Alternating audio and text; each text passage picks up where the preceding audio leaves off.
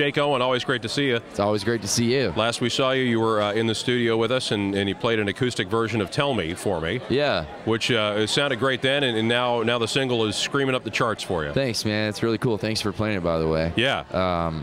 It was really cool, you know, not only be there and see you guys, but the following week we were back again. Right. Played the NCAA. Yeah, the Final Four concerts. Played with LL Cool J and the Goo Goo Dolls out there, and that was a really interesting experience because the crowd was so eclectic, and it gave me a chance to kind of pull out some things that I don't usually sing on stage. And I walked off stage that night, and LL Cool J walked up to me and was the nicest person I've ever met for someone that's that big of a star. Well, he's got cool in the middle of his name, so yeah, that might be part of it. Yeah, exactly. You should put cool in the middle of your name. Dave Cool O'Brien.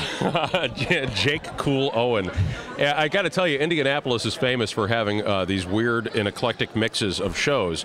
Every time for the Final Four, or for like the Indy 500, where we just had a couple of weeks ago, we had Jack Nicholson, Rupert from Survivor, and the Pointer Sisters. It's like three names you would never, ever put together in one thought. But Jack Nicholson. Yeah, he came in and waved the green flag for the Indy 500 this year. Did he sing? I didn't even know that guy was a singer.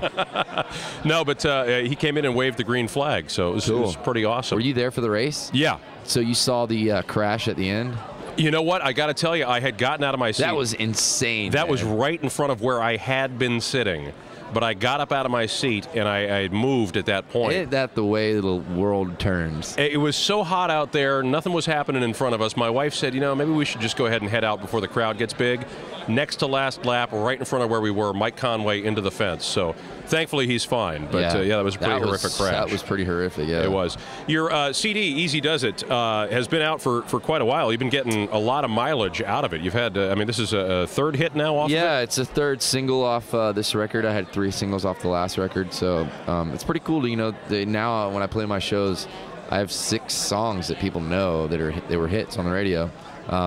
But yeah, this is our last single off the record, and I'm excited because it's one of my favorites. And then making a new record now, I have a new producer, and I'm looking forward to next year because I think it'll be really, really prosperous, hopefully. Now, as you've gotten a little bit older over the years, are your songs changing any? Are you working on new material that's? I think I know more about myself, you know, through the years. And when you know more about yourself, I think you can be more honest as a songwriter.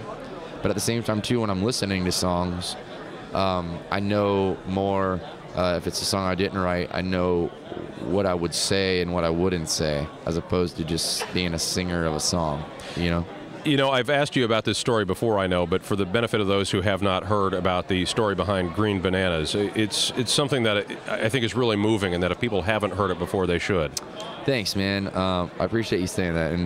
And I've got a little buddy named Nick who lives in North Carolina, who's, for everyone out there, just keep him in your thoughts and prayers. He's been battling brain tumor for the last 6 years of his life, 7 years of his life. And the song premise really came from an experience I had when I was a kid fishing with a buddy of mine who had a boat named Green Bananas, and he named it after a friend of his who had passed away at an early age of cancer.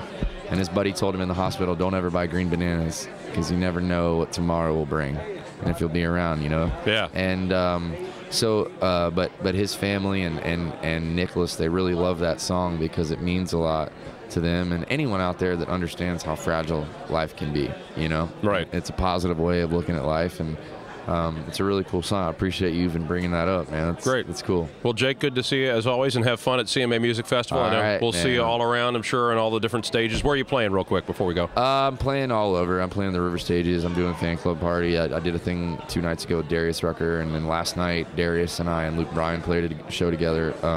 So we're staying busy, but it's cool. Well, that's got to be an after-show mess, if you will, with you and Luke and Darius. Oh gosh, Luke and I get in some trouble together. I bet. Jake Owen joining us live on Country 97.1 Hank FM from CMA Music Festival.